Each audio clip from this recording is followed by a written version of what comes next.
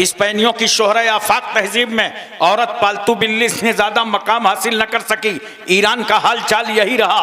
यूनान में कल भी गरीब अशखास अपनी बीवियों को कर्ज में दिया करते थे, और वो रूस का बदतरीन माहौल हमारी नजरों के सामने है। जब कोई बाप अपनी बेटी को अपने सहने चमन से रुखसत करता तो रुखसती के वक्त एक रेशमी कोड़ा लेता और बेटी को मारकर वो कोड़ा दामाद के हवाले कर देता, ले जाओ इसी कोड़े से मेरी बेटी पर जरा ब यजरबों की गर्दाने गर्दानते रहना।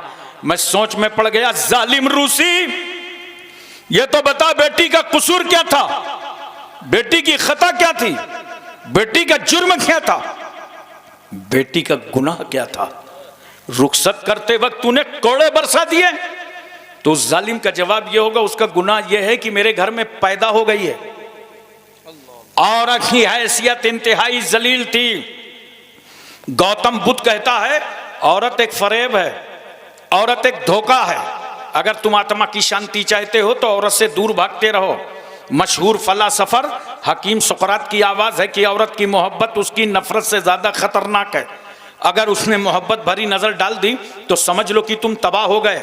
अरबाबे कलीसा कहते हैं ईसा रूहुल्लाह जो सूली पर चढ़े थे तो महज इस औरत हव्वा के गंदुम खाने खिलाने के गुनाह का कफारा अदा करने के लिए चढ़े थे। ईसाइयों की औरत मजहब की आमला नहीं बन सकती। ज्यादा से ज्यादा इतना हो सकता है कि वो नन बन जाए और अपनी जिंदगानी को गिरजा के हवाले कर दे। उसकी राय की कोई वक़्त नहीं, उसका मशवरा काबिले एतना नहीं। ईसाइयत ने तो औरत को ऐसे जंजाल में जकड़ दिया कि बेचारी नारी अपना नाम तक न रख सकी। बाप के घर में पैदा हुई तो बाप की तरफ मंसूब कर दी गई, शादी हुई शौहर की तरफ निस्बत कर दी गई। जमाने माजी का एक पादरी ईसाई कहता है औरत खानगी खतरा है, औरत मरगूब आफत है, औरत आरास्ता मुसीबत है, औरत पैदाइशी वसवसा है, औरत शैतान के आने का दरवाजा है, औरत मर्दों के तबाह करने का आला है। गैर मुस्लिमों का कानून कहता है औरत तकदीर से ज्यादा खराब है, तूफान से ज्यादा तेज है, जहन्नम से ज्यादा अजाबदेह है। आओ आओ बेटियों, ये समाज में औरत तो एक ही थी, मगर इसी औरत को किसी ने पाप कहा, किसी ने सांप कहा, किसी ने तल्ख कहा, किसी ने सख्त कहा, किसी ने राइन कहा, किसी ने डाइन कहा, किसी ने जहन्नम कहा। अरे ये दुनिया औरत को जहन्नम कर रही है, मगर आओ आओ हम उस रसूल से पूछें जो 12 रबीउल अव्वल दोशंबा के दिन सुबह सादिक शहर मक्का में बीबी आमना की गोद में जलवागर हुआ। या रसूल अल्लाह, औरत के बारे में आपकी क्या बोली है, औरत के बारे में आपका क्या फरमाने अक़दस है, औरत के बारे में आपका क्या इरशाद गिरामी है। तो मेरा रसूल आवाज देता है, गुंबद खजरा से आवाज आती है, ऐ प्यारी उम्मत, औरत जहन्नम नहीं है बल्कि अल जन्नतो तहता अक़दामिल उम्महात। बेशक, सुभान अल्लाह, सुभान अल्लाह। दुनिया ने कहा था औरत जहन्नम है, मगर रहमत आलम सल्लल्लाहु अलैहि वसल्लम क्या फरमाते हैं, यह औरत अगर माँ बन जाए तो इसके कदमों के नीचे जन्नत है। क्या बात है, सुभान अल्लाह, सुभान अल्लाह। अरे जोर से बोलो सुभान अल्लाह, सुभान अल्लाह, सुभान अल्लाह। माँ के कदमों के नीचे जन्नत है। दुनिया में कोई ऐसा धर्म नहीं। इस्लाम से बरगश्ता होने वाली बेटियों, मुर्तदा होने वाली बेटियों, किसने इतनी इज्जत दी है? मां बनी है औरत तो इस्लाम कहता है इसके कदमों के नीचे जन्नत है। बोलो मां का यह दर्जा, मकाम, मनसब, इज्जत, आबरू, वकार बुलंद पाएगी। क्या अमेरिका ने बढ़ाया है? थोड़ा हूं हां तो करो।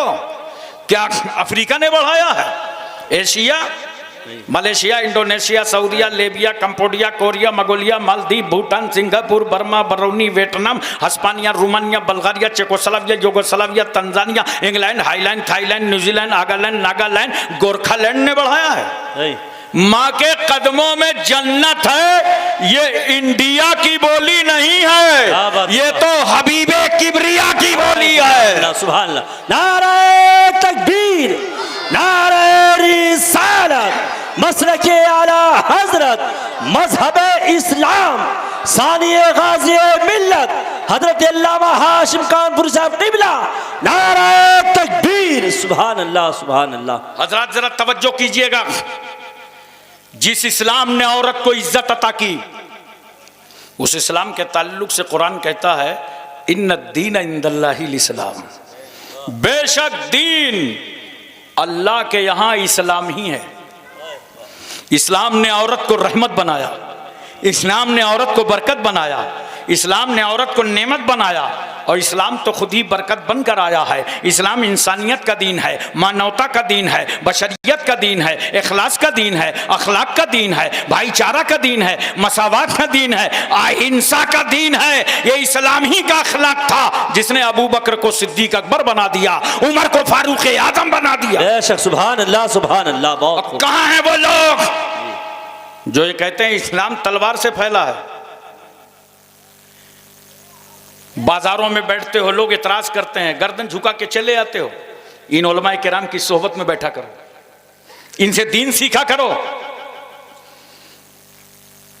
इस्लाम तलवार से नहीं फैला, वरना मुझे जवाब दो। दारे अरकम में जब उमर इब्ने खत्ताब ने जाकर रसूलुल्लाह के कदमों पर कलमा पढ़ा था तो तलवार किसके हाथ में थी? अरे बोलो ना, उमर के हाथ में। तलवार भी लिए थे, मुसलमान भी हो रहे थे, तलवार भी लिए थे, कलमा भी पढ़ रहे थे, नबी की बारगाह में खड़े हो गए। नबी की नजर उमर पर, उमर की नजर नबी पर। नबी ने मुस्कुरा के पूछा, उमर क्या ईमान लाने की उम्र नहीं आई? ये सुनना था कि कदमे रसूल में गिरे का? सरकार पढ़ा दीजिए, अशहदु अल्ला इलाहा इल्लल्लाह अशहदु अन्ना मुहम्मदन अब्दुहु व रसूलुहु। तलवार से इस्लाम नहीं फैल रहा। जो तलवार लेके नबी के कत्ल के इरादे से गया है वो खुद मुसलमान हो रहा है। हमने कहा ए उमर, बड़े जोश में निकले थे, गुस्से में निकले थे, क्या हो गया आपकी तलवार को? उमर कहते हैं ये मेरे लोहे की तलवार थी जिसको नबी के अखलाक की तलवार ने टुकड़े टुकड़े कर दिए। हजरात एक बात और बताओ, बड़ी बातें करने वालों, मैं यही तो समझाना चाहता हूं, खास तौर से मेरी बेटियां सुने और इस पैगाम को अपनी सहेलियों तक पहुंचाएं। आप अपने घरों तक ले जाएं ये पैगाम। इस्लाम जैसा बाबरकत मजहब, पैगंबर इस्लाम की शान जो रहमतुल लिल आलमीन बनकर आए हैं, बताओ मुझे, जवाब दो। समाज में 4 तबके ऐसे होते हैं जो किसी के अकीदतमंद नहीं होते, जैसे दोस्त, साथी, क्लास फेलो। एक साथी अपने साथी का अकीदतमंद नहीं होता। जो हम सबक साथी रहा हो उसको क्या अकीदत होगी उससे? चाहे जितनी बड़ी पोस्ट में आपका साथी पहुंच जाए, IAS हो, वो जिला अधिकारी बन जाए, जब मुलाकात होगी तो बाहों से बाहों डाल देंगे आप, कैसे हो, किस तरह हो, उसे खराब लगेगा। अबे मेरी पोस्ट नहीं समझ रिया, मैं जिला अधिकारी हूं। मगर नहीं, साथी की नजर में तो साथी साथी होता है। इसी तरह बीवी शौहर की अकीदतमंद नहीं होती। इतना खामोश हो नगलिया अकील वालों, लगता है सबकी बीवियां बहुत अकीदतमंद हैं। बोलो, बीवी शौहर की अकीदतमंद नहीं होती। ये हमारे मौलाना गुफरान साहब बैठे हैं, उलमा बैठे हैं, ये जब आपके घर जाते हैं मिलाद शरीफ में, जलसे में, कॉन्फ्रेंस में, आप कितनी इज्जत करते हो। चादर बदल दो, खुशबू फैला दो घर में, आइए हजरत तशरीफ लाइए, सुभान अल्लाह, माशा अल्लाह, मुबारक हो, आइए मुकद्दस कदम रखिए, मुबारक कदम रखिए। बोलो जी जी। लेकिन अभी नहीं, जब मैं चला जाऊं यहाँ से तब कल इनसे पूछना कि जब ये अपने घर जाते हैं कभी बीवी बोली आइए आइए मुबारक कदम रख दीजिए, आइए मुकद्दस कदम रख, हजरत जल्दी से आ जाइए, अंदर आ जाइए, कभी बीवी बोली? बीवी की नजर में तो शौहर शौहर होता। जी जी, वाह। इसी तरह बच्चे बड़ों के अकीदतमंद नहीं होते। देखो जितने बच्चे पीछे हैं, जब सलाम होगा तो सबसे आगे इंक्वायरी करो आए कहां से, रास्ते से कि तुम्हारी टांगों के अंदर से। इसलिए कि बच्चों को बड़ों से अकीदत नहीं होती। इसी तरह इंडिया में नौकर, अरबों में गुलाम, नौकर कभी मालिक का अकीदतमंद नहीं होता, हाथ बांधे खड़ा है, यस सर, जी सर, हाँ सर, और अंदर ही अंदर कुढ़ रहा है कि 6 बज गया है, छोड़ेगा कब? क्योंकि नौकर को अपने मालिक से अकीदत नहीं होती। समाज के ये 4 तबके, दोस्त अपने दोस्त का अकीदतमंद नहीं, बीवी शौहर की अकीदतमंद नहीं, बच्चे बड़ों के अकीदतमंद नहीं, नौकर अपने मालिक का अकीदतमंद नहीं, मगर कुर्बान जाओ उस रहमतुल लिल आलमीन पर कि मेरे रसूल ने सबसे पहले अपने करीबी दोस्त सिद्दीक अकबर से कलमा पढ़वाया। सुभान अल्लाह। मेरे रसूल ने अपनी बीवी खदीजतुल कुबरा से कलमा पढ़वाया। मौला अली शेर खुदा की उम्र कितनी है? आला हजरत फाजिले बरेलवी लिखते हैं 8 साल से लेकर के 10 साल तक की। नबी ने पूछा, अली रात में खदीजा को देखा था? हाँ या रसूल अल्लाह, ये हाथ का उठाना, हाथ का बांधना, हाथ का खोलना, पेशानी जमीन पर रख देना, या रसूल अल्लाह ये कौन सा सिस्टम है? पैगंबर फरमाते, अली मैं अल्लाह का नबी बनकर आया हूँ और जिस खुदा ने मुझे नबी बनाया है ये उसकी इबादत का तरीका है। मौला अली कहते हैं पढ़ा दीजिए। वाह सुभान अल्लाह। ज़ैद इब्ने हारिसा गुलाम हैं, मगर सरकार ने जब इस्लाम पेश किया तो कहते हैं अशहदु अल्ला इलाहा इल्लल्लाह व अशहदु अन्ना मुहम्मदन अब्दुहु व रसूलुहु। पता चला दुनिया में जो किसी का अकीदतमंद नहीं है वो भी रहमतुल लिल आलमीन का अकीदतमंद। बेशक बेशक, बहुत खूब, सुभान अल्लाह सुभान अल्लाह। हजरात, बड़ी अहमियत की हामिल है मेरी गुफ्तगू, जरा तवज्जो कीजिएगा और घर की बेटियों को समझा दीजिएगा। इस्लाम जैसी इज्जत तुम्हें कहीं नहीं मिलेगी, जी कहीं नहीं मिल सकती इस्लाम जैसी इज्जत। औरत तो एक ही है, मगर देखो कभी मोहल्ले में बेटी की सूरत में नजर आती है, वाह, कभी बीवी की शक्ल में नजर आती है, कभी मां के रूप में दिखाई पड़ती है, और कभी हो सकता है शौहर का इंतकाल हो जाए तो बेवा भी हो जाती है। दूसरे के समाज में बेवा को इतना मनहूस समझा गया, अरब के लोग तो बेवा को 4 दीवारी में कैद कर देते थे। तुम्हारे शौहर का इंतकाल हो चुका है, बाहर मत आ जाना। बताओ उस बेवा को कितना समाज में रुलाया गया होगा। रूह निकल जाए तो एक बार मौत, और अगर किसी के एहसास को ललकारा जाए तो हर मिनट में मौत। सहेली की बारात आई है, हाथों में मेहंदी लगी है, लेकिन बेवा सिसक रही है। अब तू किसी के घर की दुल्हन नहीं बन सकती, किसी के घर रहमत और बरकत बनकर नहीं जान सकती। बेवा रो रही है, मंसूबे खाक में मिल रहे हैं, इरादे पामाल हो रहे हैं, मुस्तकबिल की खुशियां कदमों का बोसा दे दे करके वापस पलट रही हैं और अपने खुदा से फरियाद कर रही है, मेरे मौला अगर मेरे शौहर का इंतकाल हो गया तो मेरा कसूर ही क्या था? ये समाज मुझे नहूसत की चादर में डालकर किनारे कर रहा है। याद रखो पूरा मक्के का समाज बेवा को मनहूस समझ रहा था, मगर मेरा पैगंबर जिस रसूल की उम्र 25 साल की है, हमारी तुम्हारी उम्र जब 25 साल की होती है तो अपना ख्याल आता है, ऐसी ससुराल हो, ऐसी बीवी हो, मगर रसूल की उम्र 25 साल की हुई तो उम्मत की बेवाओं का ख्याल आया और पैगंबर सल्लल्लाहु अलैहि वसल्लम खड़े हो गए। कहा मक्के वालों, अल्लाह का महबूब जलवागर हो चुका है, अब किसी बेवा को मनूस ना समझा जाएगा। 25 साल के पैगंबर ने 40 साल बेवा खदीजतुल कुबरा को अपने निकाह में ले लिया, ताकि दुनिया समझ जाए कि जिस बेवा को तुमने अभागन समझा था मुस्तफा ने उसे सुहागन बना दिया। बेशक, सुभान अल्लाह, जिंदाबाद जिंदाबाद। बहुत एक लम्हे के लिए मैं तवज्जो चाहता हूँ, उलमा की खास तवज्जो चाहता हूँ। मेरे रसूल सल्लल्लाहु अलैहि वसल्लम ने बेवा खदीजतुल कुबरा से निकाह किया। रसूल सल्लल्लाहु अलैहि वसल्लम ने हजरत सूदा से निकाह फरमाया। ये सब अज़वाजे मुतहरात में हैं। हजरत आयशा सिद्दीका, हजरत हफ्सा, हजरत उम्मे सलमा, हजरत उम्मे हबीबा, हजरत ज़ैनब, हजरत मैमूना, ज़ैनब बिन्त खजीमा, हजरत जुवैरिया, हजरत सफिया, ये रसूल की अज़वाजे मुताहरात हैं। तवज्जो कीजिए, मेरे रसूल ने बेवा से निकाह किया, ताकि मेरी उम्मत के लिए बेवा से निकाह करना सुन्नत रसूल बन जाए। बेशक, बहुत खूब, जिंदाबाद। रसूल सल्लल्लाहु अलैहि वसल्लम ने कुंवारी से निकाह किया ताकि मेरी उम्मत के लिए कुंवारी से निकाह करना सुन्नत मुस्तफा बन जाए। मेरे रसूल ने तलाकशुदा औरत से निकाह किया ताकि मेरी उम्मत के लिए तलाकशुदा औरत से निकाह करना सुन्नत रसूलुल्लाह बन जाए। वाह वाह वाह वाह, बेशक, सुभान अल्लाह। बेमिसाल रसूल, लाजवाब पैगंबर।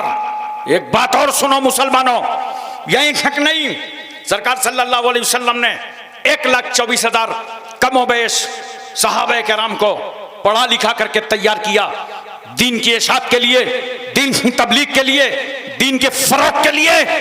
लेकिन कुछ चीजें ऐसी थी, उलमा की खास तवज्जो, जिसमें औरतों की जरूरत पड़ती है। औरतों के कुछ खास मसाइल होते हैं जिन्हें औरत ही बेहतर समझा सकती है।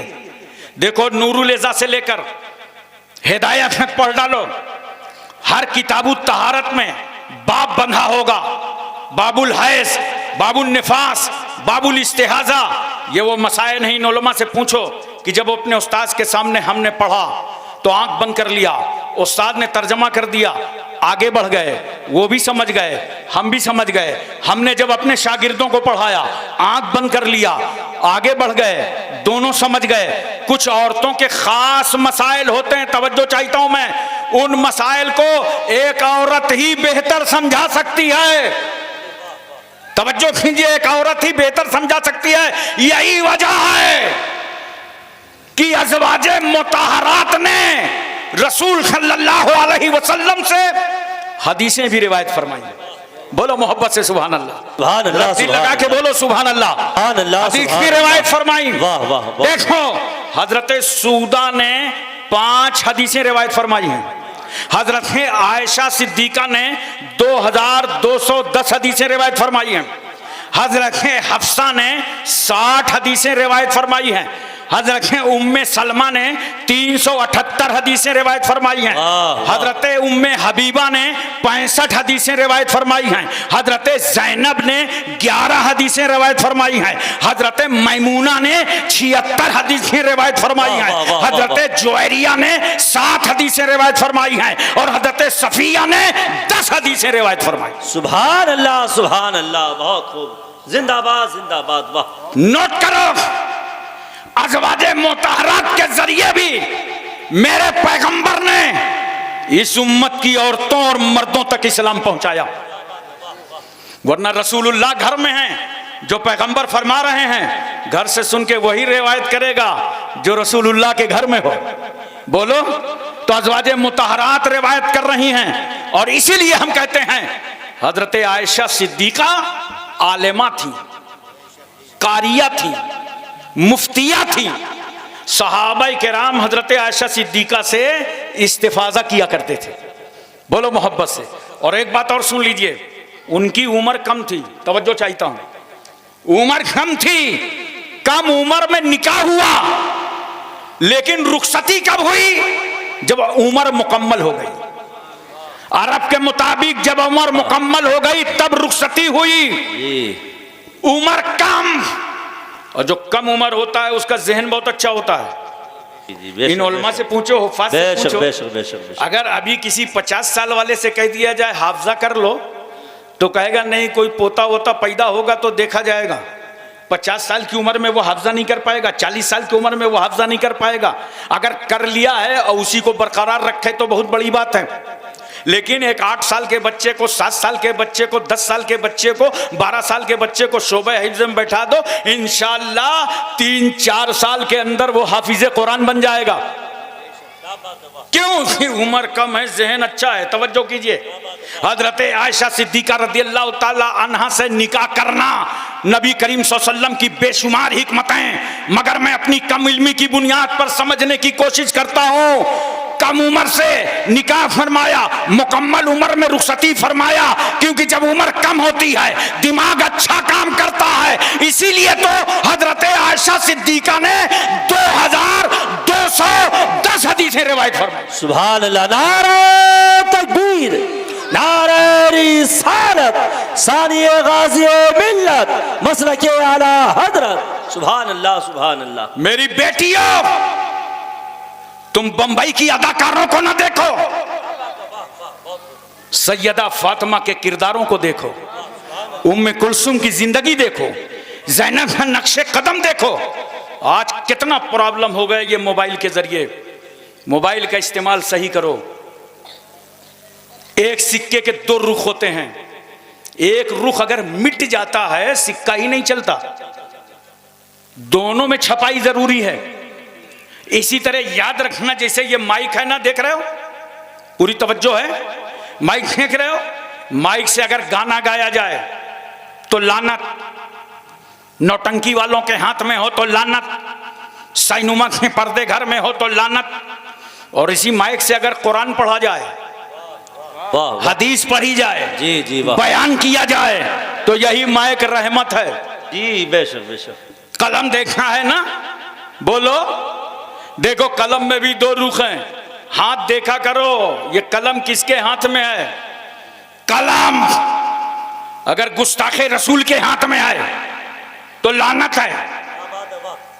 यही कलम अगर थानवी के हाथ में हो लानत, अंबेडवी के हाथ में हो लानत, देहलवी के हाथ में हो लानत, गुस्ताखे नबी के हाथ में हो तो लानत। और यही कलम अगर इमाम आजम के हाथों में हो, इमाम शाफई के हाथों में हो, इमाम मालिक के हाथों में हो, इमाम मोहम्मद के हाथों में हो, यही कलाम अगर मुजद्दिदे अल्फसानी के हाथों में हो, और यही कलाम अगर मुजद्दिदे इस्लाम आला हजरत फाजिले बरेलवी के हाथों में हो, यही कलाम अगर मुफ्ती आजम के हाथों में हो, यही कलाम अगर मुहद्दिस आजम के हाथों में हो, यही कलाम अगर ताजुश शरिया के हाथों में हो, सुभान रहमत। सुभान अल्लाह, सुभान अल्लाह, जिंदाबाद जिंदाबाद, बहुत खूब, माशाअल्लाह, क्या बात है। क्या बात है, सुभान अल्लाह। लिहाजा जवानों में तुमसे गुजारिश करूंगा, आज मैं सिर्फ तुम्हारे सामने तकरीर करने नहीं आया, मेरे दिल में जो एहसास उठ रहा है, जो मेरी कौम का हाल हो रहा है, जो बर्बादियां सामने खड़ी हैं, उनका एहसास दिलाने तुम्हें भी आया हूं कि खुदा के वास्ते उठो और जागो। अब हाथ में कलम ले लो, कलम से चलेगा सब कुछ। अपने बच्चों को पढ़ाओ। आज हमारे मुल्क में हमारी इज्जत क्या रह गई है? बहुत बड़ी इज्जत थी, 20% मुसलमान हैं। हिंदुस्तान की हर पार्टी चाहती थी बैलेंस वोट है, ये मिल जाए तो हुकूमत बन जाए, और तुम जब चाहते थे हुकूमत बना देते थे, जब चाहते थे बिगाड़ देते थे। लेकिन आज पार्टियां ऐलान कर रही हैं कि हमें तुम्हारा वोट ही नहीं चाहिए। ये चली गई इज्जत वोट की। अब इज्जत को वापस कैसे लाओगे? अगर अपनी अजमत रफ्ता को वापस लाना है तो मैं तुम्हें एक फार्मूला देता हूं, अपने बच्चों को तालीमी मैदान में उतार दो। बच्चों को डॉक्टर बनाओ, इंजीनियर बनाओ, आईएएस बनाओ, पीसीएस बनाओ। जब तुम्हारे बच्चे डॉक्टर होंगे, इंजीनियर होंगे, आईएएस होंगे, तो तुम्हारे दरवाजों पे फिर भीड़ लगी होगी, तुम्हारे दरवाजों पे फिर मजमा लगा होगा। अपने बच्चों को पढ़ाओ, बच्चों को तालीम दो। बहुत सारे लोग समझते हैं कि पढ़ने लिखने से होगा क्या। हम लोग जब छोटे छोटे थे तो यही लोग समझाते थे, पढ़ने लिखने से क्या होगा, नौकरी तो मिलेगी नहीं। भेजे में भरते थे, नौकरी तो मिलेगी नहीं। अब मुझे एक बात बताओ, 140 करोड़ का मुल्क है हिंदुस्तान, और नौकरी कितने लोग करते हैं? 6 करोड़। तो क्या पूरा भारत नौकरी ही करेगा? याद रखना, नौकरी की नीयत से इल्म नहीं हासिल किया जाता, नौकरी की नीयत से नहीं पढ़ा जाता। अल इल्म नूरुन, इल्म रोशनी है, और जहालत अंधेरा है। जहालत में अंधेरों से निकल के उजाले में आओ। जब तुम नौकरी की नीयत से नहीं पढ़ोगे, इस नीयत से पढ़ोगे कि अंधेरे से उजाले में आ जाएं, बड़ा फर्क हो जाएगा तालीम में, बड़ा फर्क। देखो, जो लोग नौकरी की नीयत से पढ़ते हैं, तवज्जो चाहता हूं, जब नौकरी नहीं मिलती तो पंखे में लटक जाते हैं। अरे बोलो ना, फांसी लगा लेते हैं। बहुत मेहनत किया था, यहां तक पहुंचे, नौकरी नहीं मिले, अपना वजूद मिटा लेते हैं। लेकिन एक बात बताओ, कभी पूरे भारत में तुमने दस्तारबंदी के बाद, दस्तार फजीलत के बाद, हाफिज आलिम मुफ्ती होने के बाद किसी आलिम दीन को देखा कि खुदकशी किया हो? नहीं। वाह क्या बात है। अरे बोलो भाई, वाह वाह। किसी हाफिज कुरान को देखा, किसी कारी कुरान को देखा? क्यों? उसने नौकरी की नीयत से पढ़ा ही नहीं है, उसने तो पढ़ा है दीने मुस्तफा की नीयत से, अल्लाह की रजा के लिए पढ़ा है। नौकरी मिले तब भी रजा इलाही के लिए काम, ना मिले तब भी काम, तनख्वाह ज्यादा हो तब भी दीन की बात, तनख्वाह कम हो तब भी दीन का काम। बेशक, सुभान अल्लाह सुभान अल्लाह, बहुत खूब, जिंदाबाद जिंदाबाद। वाह। इसलिए दोस्तों, रोटी कपड़ा मकान इसका शौक कम कर दो।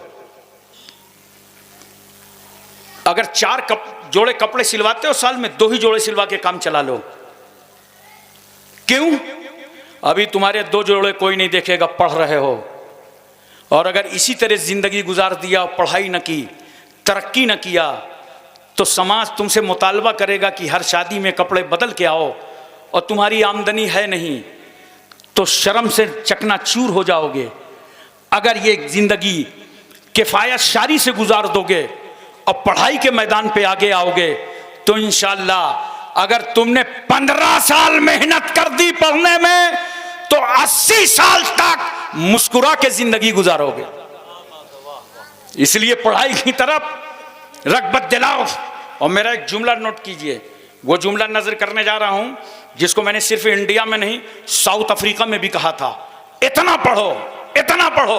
हमारे यहाँ मुसलमान भाइयों में करते क्या है, हाई स्कूल तक गए वापस चले आए, बहुत हद हुई इंटर तक गए वापस पलट आए, इंटर में फेल हो गए, माँ के पास गए, मुंह बना के बैठ गए। माँ ने पूछा क्या हुआ बेटा? अम्मा फेल हो गए। माँ डांटने लगी तो कहता नहीं समझो तो तासुब का जमाना है। अबे ये नफरत फैला रहा है, जबरदस्ती का प्रोपगंडा कर रहा है। हाई स्कूल और इंटर के इम्तिहान ये कंपटीशन का दौर है, तेरा नाम थोड़ी बताया जाता है, रूल नंबर से काम होता है। मेहनत किया नहीं और बता रहा है कि मुसलमान थे इसलिए फेल कर दिए गए। नहीं, मुसलमानों अपनी औलादों को मेहनत से पढ़ाओ, और इतना पढ़ाओ, इतना पढ़ाओ कि अपने वतन की जरूरत बन जाओ। अगर तुम अपने वतन की जरूरत बन गए तो सदरे जमहूरिया तुम ही बनाए जाओगे। हजरात, में अर्ज कर रहा था, दोनों पहलू देखो। मोबाइल देखा है ना? मोबाइल का हाल तो यह है कि मेरा ख्याल है कि हर 2 आदमी पर एक मोबाइल होगा। मैं हैदराबाद दारुस्सलाम गया था रबीउल अव्वल शरीफ में, ओवैसी साहब ने दावत दी थी तकरीर करने के लिए। तो हैदराबाद का हाल यह है कि हर 4 आदमी पर एक पीर, इतने पीर हैं कि हर 4 पर एक पीर का एवरेज। मुजफ्फरपुर बिहार गया तो वहां हर 3 आदमी पर एक पीर। इस तरीके से ये मोबाइल का एवरेज है, हर 2 आदमी पे एक मोबाइल, 3 आदमी पे एक मोबाइल, मोबाइल पे मोबाइल। बोलो है कि नहीं है? अच्छा ठीक है, रखो मोबाइल, बस दोनों रुख इस्तेमाल करो। मोबाइल के जरिए सबसे ज्यादा इस वक्त झूठ बोला जा रहा है, नहीं बोला जा रहा? अच्छा खासा नगलिया अकील में वो फोन किया, देखा किसका है, समझ गए मतलब का नहीं है। उसने कहा अरे अब्दुल्ला भाई कहाँ हो? मैं नगलिया अकील आ रहा हूं। अरे मैं तो निकल गया मुरादाबाद। देखा कैसा झूठ बोल रहा है। घंटी बजी, 2-4 घंटी तो नजरअंदाज कर दिया, तीसरी घंटी में बच्चे से कहा बेटा बहुत देर से भेजा खा रहा है, फोन उठाओ और इसको बोलो पापा चार्जिंग में लगा के चले गए। बच्चे ने फोन उठाया, हाँ अंकल, हाँ बेटा, कहाँ है पापा? अंकल पापा कह रहे हैं ये बहुत देर से भेजा खा रहा है, इसको बता दो कि पापा चार्जिंग में लगा के चले गए। देखा तुमने अपनी औलाद को घर में झूठ सिखाया, मोबाइल के इस्तेमाल में झूठ सिखा दिया। बोलो कितना झूठ बोला जा रहा है मोबाइल के जरिए से। नोट करो मुसलमानों, आज इसी मोबाइल के जरिए से न जाने रिश्ते कहां से कहां हो रहे हैं। मैं चाहता हूं कि तुम अपनी बेटियों के हाथ में और बेटों के हाथ में बिला जरूरत मोबाइल मत दो। उनको अगर प्रोजेक्ट देखना है, निकालना है, उतनी जरूरत पर दो और पासवर्ड लगा दो, उसके बाद मोबाइल पर तुम खुद कब्जा कर लो, बिला जरूरत मत दो। रिश्तेदारियां बताइए रामपुर के इलाके में हैं, हम तो आपको नहीं कहेंगे, कानपुर की मिसाल दे रहे हैं। हम कानपुर में एक जगह निकाह पढ़ा रहे थे, बारात कहां से आई? भोपाल से। अबे हमने कहा तेरी रिश्तेदारी तो भोपाल में है नहीं, ये बारात वहां से कैसे आ गई? तो उसने कहा हजरत बस इज्जत बचाए रखिए, हम समझ गए व्हाट्सएप वाली है। बोलो ये सब हो रहा है कि नहीं हो रहा? तो ये क्यों हो रहा है भाई? घर में तुम अपनी बेटियों को नहीं देख सकते हो? गैर मुस्लिमों के साथ वो घूमने चली जाएं, उनसे शादियां कर लें, प्यार मोहब्बत की दास्तान बढ़ा दें। तुम घर में क्या कर रहे हो? अपनी अपनी गैरतों से पूछो। ये सिर्फ मैं रामपुर वालों के लिए नहीं कह रहा हूं, पूरे हिंदुस्तान के लिए मेरा पैगाम है। अपने घरों में क्या कर रहे हो? अरे जरा देखो, मोबाइल का इस्तेमाल जरूरत भर करो। सुनो, अगर इस मोबाइल से झूठ बोला जाए तो लानत, अय्याशी की जाए तो लानत, आवारागर्दी की जाए तो लानत, मुआशका किया जाए तो लानत, और इसी मोबाइल के जरिए अगर माँ बाप को सलाम कर लो तो रहमत, कुरान सुन लो रहमत, नाच सुन लो रहमत, दरूद सुन लो रहमत। तो अब पता चला मोबाइल का इस्तेमाल तुम्हें गलत नहीं करना, तबीयत के मुताबिक नहीं करना, बल्कि शरीयत के मुताबिक करना है। इसलिए लोगों मिजाज बदलो। और मेरा एक जुमला और सुन लो। लोग मीटिंगें करते हैं, तहरीकें चलाते हैं कि कौम की इस्लाह की जाए, कौम में सुधार पैदा किया जाए। मैं एक फार्मूला तुम्हें देता हूं। इतनी बड़ी कौम, 20 करोड़ लोग रहते हैं हिंदुस्तान में, कहां कहां जाओगे सुधार पैदा करने के लिए? एक बात याद रखो और ये तय करके जाओ इस जलसे से, ये अमानत लेकर के जाओ कि हर आदमी अपने अपने घर में सुधार पैदा कर ले। बहुत अच्छा पैगाम बोलो, हर आदमी सिर्फ अपने घर में सुधार पैदा कर ले, इंशाअल्लाह ये 20 करोड़ की जमात अपने आप सुधर जाएगी। अपने घरों में इनकलाब लाओ, अपने घरों में तब्दीलियां लाओ, बच्चों को नसीहत करो। नसीहत करते हो? कुछ नहीं करते हो ना। देखो, गौसे आजम रदी अल्लाह तआला अन्हु की वालिदा ने नसीहत किया था ना कि अकले हलाल सिद्के मलकाल, जब खाना तो हलाल खाना, जब बोलना तो सच बोलना। रास्ते में डकैती हुई, सबका माल लूट गया, गौसे आजम का बच गया। क्यों? बता दिया था सच्चाई के साथ। तो उस डाकुओं के सरदार ने पूछा था छुपा लेते तो क्या था? कहा छुपा लेता तो माँ को हिसाब देना था। माँ बोलती बेटा मैंने कहा था झूठ मत बोलना, तुम झूठ बोल के माल बचा लाए। डाकुओं के सरदार की आंख में आंसू आ गए, ज़ारो कतार रो पड़ा और रो के कह रहा था कि ऐ लोगों, इस शहजादे को अपनी माँ को हिसाब देना है, ये झूठ ना बोल सका, हमें तो परवरदिगार आलम को हिसाब देना है। लूटा हुआ माल भी वापस आ गया, सबने तौबा भी कर लिया। यह है सच्चाई।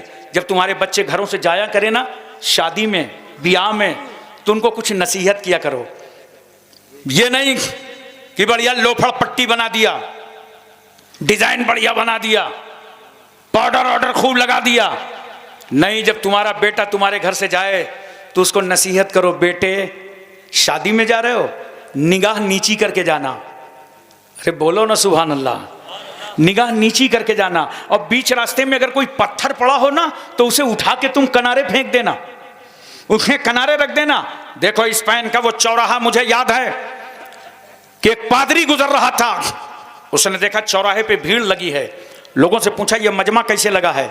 कहा मजमा इसलिए लगा है कि यहाँ से एक 80 साल का बूढ़ा गुजर रहा था, वो पत्थर पे टकरा गया, गशी तारी हुई, मर गया।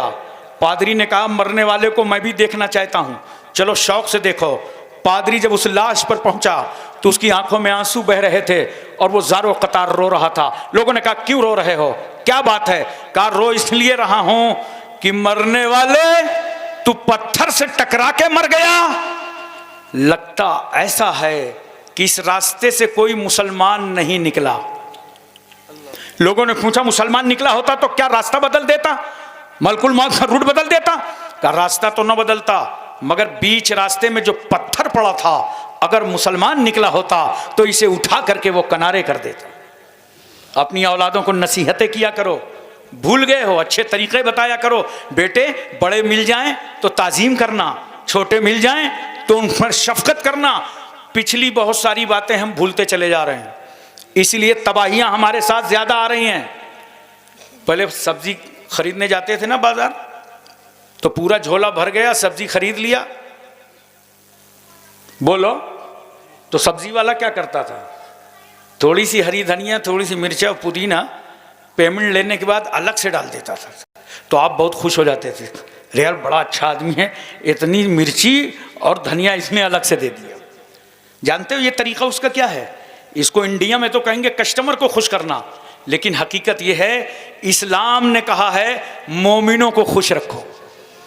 हुजूर महबूब इलाही लिखते हैं कि मुझे एक खत मिला था जिसमें लिखा था बाजार में इतनी कीमती चीज कोई नहीं है जितनी कीमती चीज एक मोमिन के दिल को राहत पहुंचाना। दूध लेने जाते थे, दूध वाला नापता था, उसके बाद थोड़ा सा, अरे बताओ ना यार, थोड़ा सा बढ़ा देता था तो आप खुश हो जाते थे। जी जी। घर में अच्छा खाना पकता था, खीर पकती थी, सालन पकता था, तो थोड़ा सा पड़ोसी के यहाँ भिजवा देते थे, यही ना।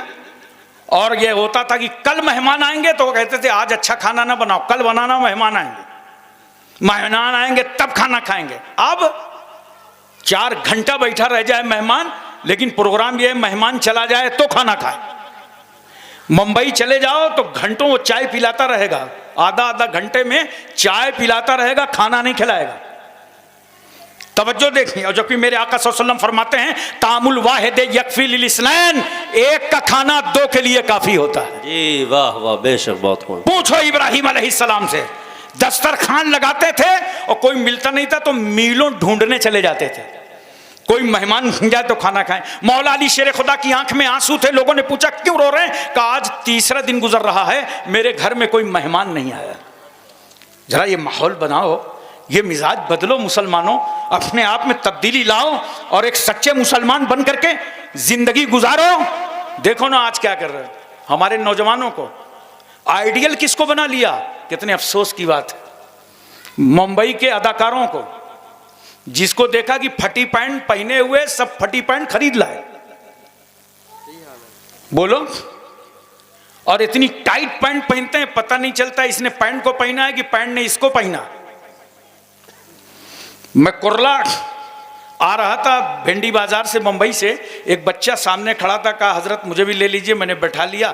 मैंने पूछा कहाँ जा रहे थे, कहाँ से आ रहे हो? कहा वो कुर्ला तक जाऊंगा, शॉपिंग करने गया था, कपड़े लेने, ईद का वक्त आ गया ना। मैंने कहा ला तुम्हारे कपड़े देखें। जब कपड़े देखा तो उसकी आगे से पैंट फटी, तो मैंने कहा अबे तू तो ठग गया। तो जानते हो छोटा बच्चा था, ऐसे कर रहा था, यानी मुझी को बेवकूफ समझ रहा था कि ये पुराने आदमी है, समझते नहीं है। अरे किसको आइडियल बना लिया?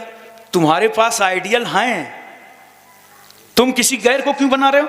बाल देखो नौजवानों को कैसे रख रहे हैं, दाएं से बाएं से आगे से पीछे से ऐसा उठा के रखे हुए हैं जैसे मुर्गी का झुआ, किसी समंदर का जजीरा। बाल 3 तरीके के रखना चाहिए और लिबास कैसे पहनना चाहिए। कल सुबह तुम होटलों में बैठोगे, लोग तुमसे पूछेंगे हाशिम कानपुरी आए थे, क्या बताया था, क्या समझाया था? तो कहोगे बहुत अच्छी तकरीर किया, लेकिन यार मेरी कुछ बातें याद करके वहां भी तबलीग कर देना, वहां भी बता देना कि हमें ये बता के गए हैं, हमें ये समझा गए हैं। सुनो, कपड़े ऐसे पहनो जिसमें तहारत में भी आसानी हो और इबादत में भी आसानी हो। बाल 3 तरीके के रखना चाहिए, या तो पूरे बाल कसर करा दो, या ताबदोश या ताबगोश, या तो कान की लौ तक बाल रखो, या तो शाने तक बाल रखो। ये बाल रखने का तरीका है। बोलो याद रखोगे, भूलोगे तो नहीं, सब जहन में रहेगा।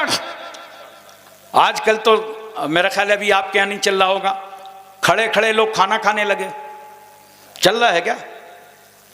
नहीं चल रहा ना? अरे अल्लाह का लाख लाख शुक्र है। खड़े खड़े खाना, उसको कौन सा सिस्टम बोलते हैं? Buffer system. मैंने बंगाल में पूछा था कौन सा सिस्टम, तो एक ने कहा बम्फर सिस्टम। क्या सुन्नतों का मजाक उड़ा रहे हो? खड़े खड़े खाना खा रहे हो, बोलो, सुन्नतों का मजाक उड़ा रहे हो। और बाद में कहोगे कि मौलाना लोग मुर्गा बहुत खाते हैं।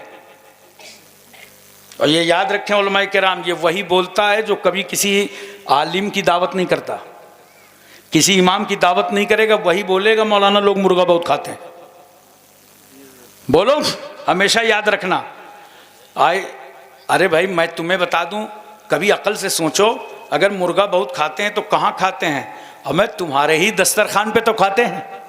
और अगर तुम भी मुर्गा खाना चाहते हो तो बड़ा आसान तरीका है, पढ़ो नमाज़े पंजगाना, पढ़ो फजर बाद असर बाद तस्बीह फातिमा, अल्लाह तुम्हारा रिस्क कुशादा फरमा देगा। बेशक, सुभान अल्लाह सुभान अल्लाह। थोड़ी मेहनत क्यों करो मेरे भाई? तो याद रखो, बाल रखने में, कपड़ा पहनने में, खाना खाने में, तुम किसी मुंबई वाले को आइडियल मत बनाओ।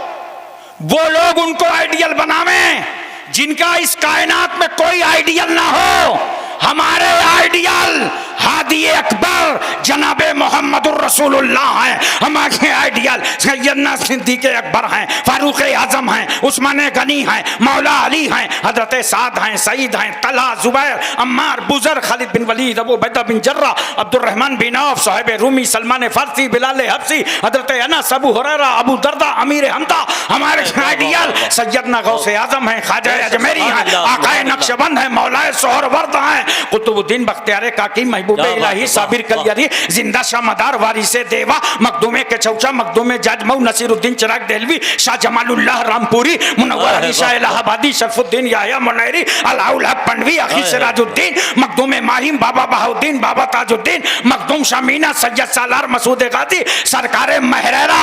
हमारे आइडियल इमाम अहले सुन्नत आला हजरत फाजिले बरेलवी। नारे तकबीर, नारे रिसालत, फैजान औलिया किराम, मजहबे इस्लाम, मजहबे इस्लाम, नारे तकबीर। सुभान अल्लाह सुभान अल्लाह, जिंदाबाद जिंदाबाद। बहुत खूब, माशाअल्लाह। इसलिए मैं अर्ज करना चाहता हूं, मुसलमानों, इस्लाम ने जो नेमतें दी हैं, कोई मजहब इस्लाम के सामने आंखें नहीं मिला सकता। देखो जरा सा, यही औरत का दर्जा इस्लाम कैसे बढ़ा रहा है। एक औरत है, अबू तुफैल सहाबी सरकार की बारगाह में मौजूद हैं। इतने में एक औरत आ गई तो अल्लाह के रसूल सल्लल्लाहु अलैहि वसल्लम ने अपनी चादर पाक बिछा दिया। अरे बोलो यार, सुभान अल्लाह, अल्लाह सुभान अल्लाह। वाह, अगल बगल चेक करो, कोई सो रहा हो तो उसके कान में बोलो सुभान अल्लाह, सुभान अल्लाह सुभान अल्लाह। वो औरत चादर रसूल पर बैठकर प्यारे रसूल से प्यारी प्यारी बातें करने लगी। थोड़ी देर के बाद वो औरत चली गई। सरकार ने पूछा, अबू तुफैल जानते हो औरत कौन थी? कहा, या रसूल अल्लाह हम नहीं जानते, मगर अल्लाह और उसका रसूल जरूर जानता है। ये वाह वाह वाह। अब यहाँ पे एक मसला और हल हो गया। जिन चीजों का इल्म तुमको ना हो उसमें यह कहना अल्लाह जाने रसूलुल्लाह जाने, ये सुन्नते सहाबा है। सहाबी को हैरत है, कौन औरत है जो चादर रसूल पर बैठी है? हम तो इस मकाम पर आए तो महवे हैरत हो गए कि चादर नबी पे औरत बैठी है। वो चादर रसूल अबू बकर को मिले तो सर पे रखें, उमर तबर्रुक समझें, उस्मान गनी तबर्रुक समझें, मौला अली कलेजे से लगा लें। अरे जो चादर रसूल इस गुनहगार उम्मत के निजात का जरिया हो, वो चादर पर औरत बैठी है। मेरे सरकार फरमाते हैं, सुनो अबू तुफैल, ये हैं मेरी रजाई माँ, इनका नाम है दाई हलीमा। क्या बात है। रसूल ने बता दिया कि जब रजाई माँ की अजमतों का ये आलम है तो हकीकी माँ की रिफतों का आलम क्या होगा। क्या बात है, वाह वाह। एक शख्स पैगंबर की बारगाह में हाजिर हुआ, कहा, या रसूल अल्लाह, मैंने अपनी माँ को कंधे पर बैठा कर 7 मरतबा हज बैतुल्लाह कराया है, क्या मैंने अपनी माँ का हक अदा कर दिया? मेरे पैगंबर फरमाते हैं, अभी तो तुम इतना भी नहीं अदा कर सके जितना कि तेरी माँ ने तुझे गीले बिस्तर से उठाकर सूखे बिस्तर पर लेटाया था और खुद गीले बिस्तर पर लेट गई थी। एक शख्स पैगंबर की बारगाह में हाजिर हुआ, कहा सरकार मैंने अपनी माँ को कंधे पर बैठाकर अरब का पूरा रेगिस्तानी इलाका उबूर कराया, पैरों में वरम आ गया, आबले पड़ गए, क्या मैंने अपनी माँ का हक अदा कर दिया? मेरे रसूल फरमाते हैं मुमकिन है, तुम्हारी ये मेहनत व मशक्क़त अल्लाह तबारक व तआला उस छोटे से दर्द के एवज़ में कबूल फरमाए जो तुम्हारी पैदाइश में तुम्हारी माँ को कई बार दर्द हुआ था। इस्लाम की बेटियों, इस्लाम की शहजादियों, आओ माँ बनने के बाद इस्लाम कितना दर्जा बढ़ा रहा है, कितने मर्तबा बुलंद कर रहा है। नौजवानों, इस मौके पर मैं तुमसे कहना चाहता हूं, अगर किसी की मां जिंदा हो ले लो दुआएं, बाप जिंदा हो ले लो दुआएं। तुम्हारे घर का पीर, सबसे बड़ा पीर तुम्हारी मां है, तुम्हारा बाप है। बहुत सारे लोग देखो मज़ारों पे आते हैं ना हाजिरी देने के लिए, और जाते ही गए और मज़ार को दाबने लगे, लगता है बाबा बहुत थके हुए हैं, आज ये फर्मा बरदार मुरीद आया है, सारी थकावट उतार देगा। सुनो, मज़ारों को जा करके दावा ना करो, ये जाहिलाना रस्में हैं, बल्कि सुन, अगर साहिबे मज़ार के सदके में तुझे खुदा से कुछ लेना है तो मज़ार जाने से पहले अपनी मां के पैर दबा के जाया करो, अपने बाप के सर में तेल डाल करके जाया करो। जब मां बाप को राजी करके जाओगे और वहां दुआ करोगे तो तुम्हारे हाथ समटने ना पाएंगे, बाबे इजाबत से दुआ टकरा जाएगी, इसलिए कि ये वो बंदा दुआ कर रहा है जिसकी मां भी राजी है, बाप भी राजी है। लो, अब तो वली राजी हो गया, जब वली राजी हो गए तो अल्लाह का रसूल राजी हो गया, और जब रसूल राजी हो गए तो अल्लाह राजी हो गया। बेशक बेशक, बहुत खूब, जिंदाबाद जिंदाबाद, वाह सुभान अल्लाह। बहुत सारे लोग जानते हो, मैं एक बात बताऊं, नौजवानों का कुछ का मिजाज बदल जाता है, शादी होने के बाद उनकी बोली बदल जाती है। कल तक जिस माँ को माँ कहते थे उसको बुढ़िया कहने लगे, और जब 10 बजे 11 बजे 8 बजे घर आते हैं ना, 1 किलो मिठाई का डब्बा लेके वहीं से झांकते हैं कि माँ तो नहीं देख रही, बाप तो नहीं देख रहा, निगाह बचाया, बीवी के कमरे में चले गए। मैं तुमसे पूछता हूं नौजवानों, ये 1 किलो मिठाई का डब्बा तुमने किसकी नजर से बचाया? किसकी नजर से बचाया? मां की नजर से? अरे देख, उसके हाथ तो लरज रहे होंगे, इस उम्र में तो वो उठ नहीं पाती होगी। नादान, अगर मां के हाथ में लाके डब्बा रखा होता तो मां तो न खाती, लेकिन उसके हाथ लग जाने से मिठाई की मिठास बदल जाती। माँ बाप की निगाहों को इस तरह धोखा देने वालों, बाप की तुम टूटी लाठी नहीं बनवा पाते, कुत्तों और बिल्लियों को दूध पिलाते हो, मां की आंख का टूटा चश्मा नहीं, टाइम पर उनकी दवाइयां नहीं, बदलो आपको, वरना ये इंतकाम खुदा की कुदरत इस जमीन पर तेरी औलाद के साथ तुझसे लेगी। जरा तवज्जो कीजिएगा, ले लो दुआ, मां बाप की दुआ ले लो। आज तक मैंने दुनिया में कामयाब आदमी नहीं देखा कि कामयाब हो गया हो और उसके साथ मां बाप की दुआ ना हो। कामयाब वही हुआ है जिसको मां ने उठा करके झोली दुआ दे दी हो, बाप ने जिसे दुआ दे दी हो, वही इस समाज में कामयाब नजर आता है। कभी मां को दुख न देना, बाप को तकलीफ न पहुंचाना, वरना अगर तुम्हारे दुख देने से, तकलीफ पहुंचाने से मां की आंख में आंसू आ गए, बाप रो पड़ा, तो ऐसे समझना कि तुम्हारी कश्ती समंदर में चल रही थी और समंदर का पानी तुम्हारी कश्ती में आ गया। बोलो, अगर कश्ती में समंदर का पानी आ जाए तो उसको डूबने से कोई बचा पाएगा? इसी तरह अगर दुखी होकर तेरी माँ ने अपनी आंख में आंसू तैरा दे दी तो समझ लेना तेरी जिंदगी की कश्ती में पानी आ गया है। अब इसको गर्काब होने से कोई ना बचा पाएगा। अपने माँ की इज्जत करो, बाप की इज्जत करो, उनका एहतराम करो। बड़ी मशक्क़तों से पाला है। जब तुम इस मंजिल पे आओगे ना, तब पता चलेगा किस तरह एक माँ बेटे को पालती है और किस तरह एक बाप बेटे की परवरिश करता है। बाप से ज़्यादा तो कोई बर्दाश्त ही नहीं करता। इसलिए माँ तो बता देती है मैंने मुसीबत से पाला है, लेकिन बाप तो ये जुर्रत भी नहीं कर पाता, ये हिम्मत भी नहीं कर पाता औलाद के सामने ना कहता है कि तुम्हें पाला है, तुम्हें परवरिश की है। थप्पड़ खा करके, तमाचे खा करके, गालियां सुन करके घर आता है तो औलाद के सामने मुस्कुरा देता है ताकि ये ना देखें कि मेरा बाप मुसीबतें झेल करके आया है। अरे वो एक बाप 10 बच्चों को घर में पाल रहा है, तुम 10 उस बूढ़े बाप को नहीं पाल पाते। नहीं पाल पाते जी, बिल्कुल। मोहब्बत करो अपने बाप से, अदब बजा लाओ बाप का। और जब दुनिया में नहीं रहेगा ना, देख, मैं उस दिन अपने को जवान समझा था, 2019 में मैं जवान समझा था। इतने दिन तक मैं अपने को बच्चा समझता रहा। जब तक मेरे बाप का साया मेरे सर पर था, मैं बच्चा समझता रहा कि मैं बच्चा हूं।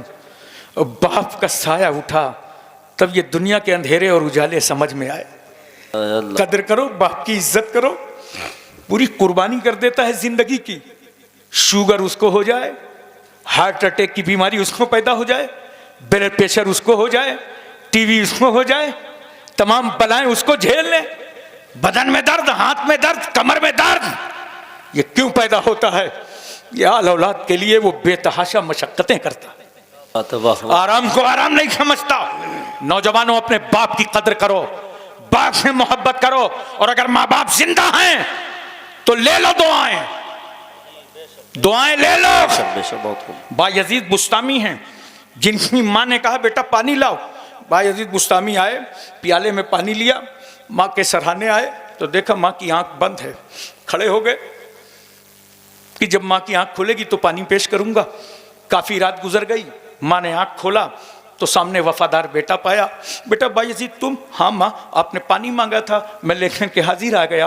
आंख बंद हो गई तो मैं खड़ा हो गया। माँ कहती बेटे तुझे सो जाना था। माँ तो माँ होती है ना जी। बेटे, कभी जानते हो बुखार तुमको आता है, दर्द माँ महसूस करती है। महसूस कर, हाय मेरा नूरे नजर परेशान हो रहा है, हाय मेरा लखते जिगर बेचैन हो रहा है। बेटे तुझे सो जाना तो रात भर प्याले का बोझ लेकर के खड़ा हो गया। मैं माँ हूं, माँ और बेटे की मोहब्बत में कोई सियासत नहीं है, मकरो फरेब नहीं है जी, कोई दिखावा नहीं है, कोई रियाकारी नहीं है। मुसल्लिम सबूत मोहब्बतें हैं जी, खालिस प्यार है। मेरे लाल तू सो जाता, मैं जगा लेती, बेदार कर लेती। बायजीद बुस्तामी की आंख में आंसू आ गए। का इज्जत माब माँ, रिफत माब माँ, तकद्दुस माब माँ, इस्मत माब माँ। ये तो रात भर एक प्याले का बोझ ही लेकर मैं हाथ में खड़ा रह गया। ए माँ, अगर मैं सर पटक पटक कर तुम्हारे कदमों पे मर जाऊं तब भी मैं तुम्हारे सारे एहसान का बदला क्या, उस छोटे से एक दर्द का बदला नहीं समझ सकता जो मेरी पैदाइश में मुझे, मेरी पैदाइश में आपको कई बार दर्द हुआ था। अरे जो बेटे के रोने पर रोए वो माँ, जो बेटे के सोने पर सोए वो माँ, नींद की मिठास में गुम हो। बच्चा तड़प जाए तो माँ नींद को झटक दे, रोते हुए बच्चे को कलेजे से लगाकर सफेद खून पिला पिला कर फिर सुला दे। हम गंदगियां देख कर ठहर नहीं पाते, वो माँ रात रात भर उठाती रहती है। जिसने 9 महीने तक पेट में रखा वो माँ, जिसने 2 साल तक अपनी छाती का दूध पिलाया वो माँ, जिसने उंगली पकड़ करके चलना सिखाया वो माँ। हाय इतना प्यार करने वाली माँ। 2 लफ्ज बहुत मशहूर है समाज में, एक मौजू एक मोहमल। जैसे माँ एक मौजू मानादार है और वाँ एक मोहमल है, इसी तरह पानी वानी, पानी मौजू है और वानी मोमल है बेमाना, मगर कुर्बान जाओ माँ की मोहब्बत पर। वाह। देख माँ का प्यार जब तेरी जुबान से निकला वानी। तू बचपन में पानी कहाँ बोला था जी, वानी बोला था। माँ का प्यार देख, इस मोहम्मल को माँ ने मौजू बना डाला कि मेरा बेटा पानी मांग रहा है, मेरा बेटा पानी मांग रहा है। तू अगर आंगन में गिरा तो दौड़ी गोद में लेकर तेरे आज़ा पे तेल की मालिश करके, जिसने आज़ा को कुव्वत बख्शा वो माँ है। आए है वाह। जिसने रस में बिस्मिल्लाह खानी कराया वो माँ, जो तेरे लिए रोती रही वो माँ। और देख जब तेरी पैदाइश का वक्त आया, महल्ले की औरतें जमा हो गईं, देखें पैदा होना किसे है, लड़की है लड़का, आंख खड़ी है या चपटी है, गोरा है या काला है, समाज और खानदान ये देखता है। मगर कुर्बान जाओ उस माँ पर। जानती हो माँ क्या देखती है? माँ ये नहीं देखती है कि लड़की है कि लड़का है, गोरा है कि काला है, कैसा है, नहीं।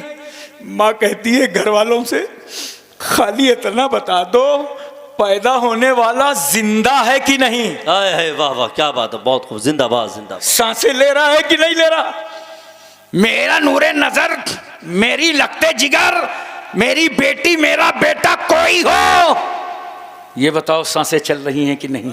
वाह वाह। इतना प्यार करने वाली माँ, इतनी मोहब्बत करने वाली माँ। बायजीद बुस्तामी कह रहे हैं, माँ तुमने तो इतनी कुर्बानियां दी हैं, मैं रात भर प्याले का बोझिल तो लेकर के खड़ा रह गया। तुमने तो 9 महीने तक मुझे अपने पेट में रखा है, 2 साल तक का छाती का दूध पिलाया है, मैंने तुम पर कोई एहसान नहीं किया। हाँ माँ, अगर अपने बेटे की ये अदा पसंद आ गई है तो बस जुबान खोलो, दुआ दे दो। बेशक, सुभान अल्लाह सुभान अल्लाह। नारे तकबीर, नारे रिसालत, अजमते वालिदैन, अजमते वालिदैन। सुभान अल्लाह सुभान अल्लाह। माँ ने जुबान खोला, दुआ दे दिया। ऐ अल्लाह, जो बेटा बायजीद बनकर आया था, मौला उसे वापस होने से पहले तू अपना वली बना ले। सुभान अल्लाह। माँ की दुआ थी, बाबे इजाबत से टकरा गई, अल्लाह ने मनसबे विलायत अता फरमा दिया। यह है माँ का दर्जा। मैं बेटियों तुमको यही तो बता रहा हूं, माँ बनोगी तो इतने मर्तबे इस्लाम देगा।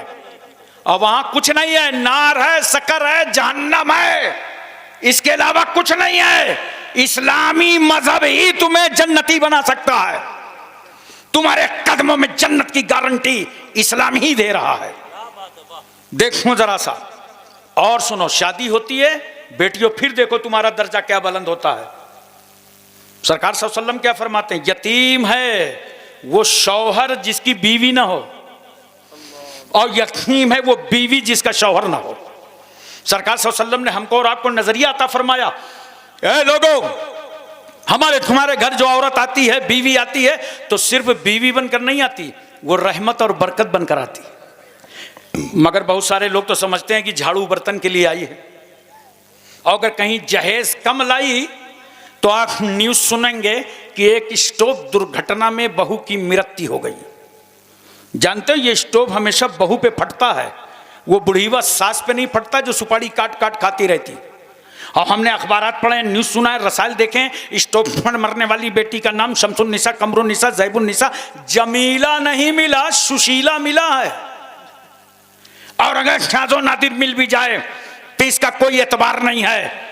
मगर जब एक बेटी को जहेज के लालचियों ने आग में झोंक दिया, घासलेट डालकर, मिट्टी का तेल डालकर, जहेज के पुजारियों ने उसे मौत के घाट उतार दिया, तो हम हिंदुस्तानी हैं, ख्वाजा गरीब नवाज के छत्र छाया में रहते हैं। हमारा एहसास जाग उठा। ये तो भारत का एक नागरिक चला गया, भारत का एक वोटर चला गया, भारत का एक बाशिंदा चला गया। इसलिए हम कहते हैं, ऐ लोगों, अगर तुम्हें अपना समाज समझ में ना आ रहा हो, अपना समाज का जहेज समझ में ना आ रहा हो, तो इन बेटियों की जिंदगियों से खिलवाड़ मत करो। आओ आओ, सैयदा फातिमा का जहेज तुम्हारा इंतजार कर रहा है। बेशक, सुभान अल्लाह, जिंदाबाद जिंदाबाद। देखो सरकार सल्लल्लाहु अलैहि वसल्लम ने अपनी बेटी का निकाह फरमाया, और जहेज में क्या दिया सरकार सल्लल्लाहु अलैहि वसल्लम ने?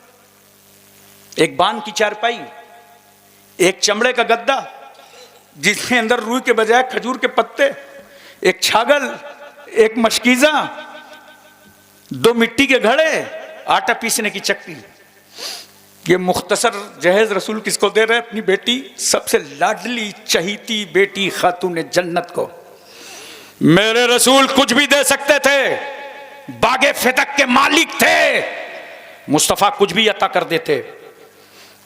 खुदा के खजानों की कुंजियां रसूलुल्लाह के पास, नबी कुछ भी दे देते, मगर नहीं मुख्तसर सा दिया। क्यों? मेरे रसूल ने अपनी बेटी फातिमा को ये मुख्तसर जहेज देकर 1400 साल पहले ही उम्मतियों के आंखों के आंसू पोंछ दिए। हमारी बेटियों के आंखों के आंसू पोंछ दिए कि अगर किसी के बाप गरीब हो और जहेज कम दे तो वो बेटी रोने न पावे और ये समझ ले कुछ हो या ना हो, सुन्नते फातिमा अदा हो गई है। बात है वाह, सुभान अल्लाह सुभान अल्लाह। बेटियों सुनो, यहीं तक नहीं, इस्लाम जहां इज्जत देता है वहीं तुम्हें हर दरवाजे पर हक देता है। तवज्जो चाहता हूं, हर दरवाजे पर हक देता है। बाप के घर में पैदा हुई, इस्लाम ने कहा बेटी बाप के माल में तेरा हक। है क्या बात है, शादी हुई, बीवी बनी, इस्लाम ने कहा सुन शौहर के माल में तेरा हक। और जब माँ बनी तो इस्लाम ने कहा बेटे के माल में तेरा हक है। वाह वाह सुभान अल्लाह वाह। इस्लाम इज्जत भी दे रहा है और इस्लाम हक भी दे रहा है। इस्लाम की औरतों पर अता है और जिसकी नजरों में ये खता है जहन्नम उसका पता है। वाखिर दावाना अनिल हम्दुलिल्लाहि रब्बिल आलमीन। अस्सलामु अलैकुम।